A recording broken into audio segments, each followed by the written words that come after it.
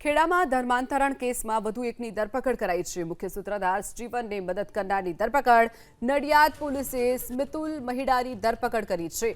રામ તલાવડીમાં ધર્માંતરણને લઈ અને વિવાદ થયો હતો।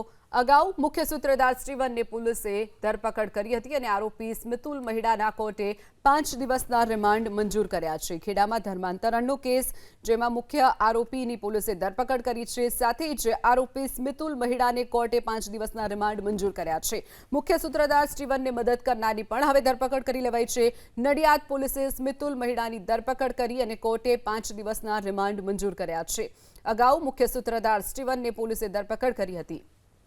મુખ્યત્વે જે આ સંસ્થા છે એ સંસ્થાની જે નાણાકીય પ્રવૃત્તિઓ થયેલી છે તે પ્રવૃત્તિઓ બાબતે અને અન્ય કોઈ સંગઠનો કે સંસ્થાઓ સાથે આ કામના આરોપીઓ નાણાકીય વ્યવહારો કરેલ હોય તેની તપાસ માટે, તેમજ ધર્માંતરણ જે થયેલું છે તેના અન્ય કઈ જગ્યાએ ધર્માંતરણ થયેલું છે, બીજા અન્ય કેટલા વિક્ટીમ છે એ બાબતની માહિતી મેળવવા માટે આ આરોપીના રિમાન્ડ મેળવવામાં આવ્યા છે।